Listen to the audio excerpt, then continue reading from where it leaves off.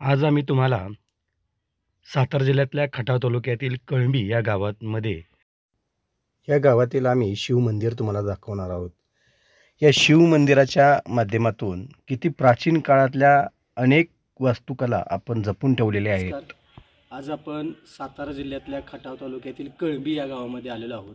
इथलं एक महादेवाची पिंड आपल्याला दिसते आणि अतिशय छोटं असणारं हे मंदिर फार दगडी बांधकामामध्ये आहे.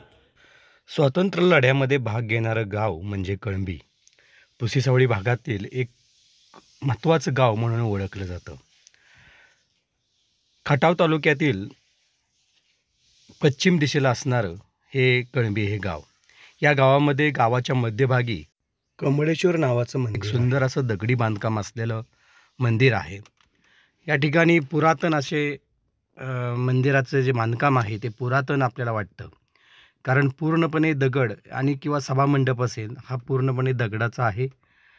आत प्रवेश जसं आपण करतो तसं मनाला तर गारवा वाटतोच, पण मनाला शांततासुद्धा वाटते. कारण आत गेल्यानंतर आपल्याला एक पिंड दिसते. त्या पिंडीचं दर्शन आपण आज या माध्यमातून घेणार आहोत.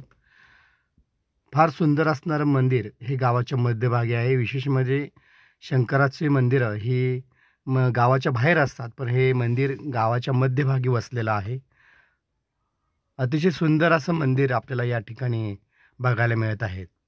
श्रावण असो किंवा तिसरा सोमवार असो किंवा महाशिवरात्री असो किंवा दर सोमवारी असो, या ठिकाणी गर्दी होत असते. आजही आपण सोमवारचं या ठिकाणी आल्यामुळं भाविकांची गर्दी आपल्याला दिसली.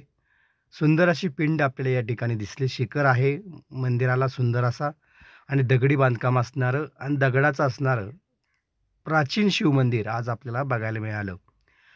मंदिरं आपण अनेक या भागातली बघणार आहोत की कशा पद्धतीची मंदिरं आहेत, की तुम्हाला कशी वाटतात हे आम्हाला नक्की सांगा.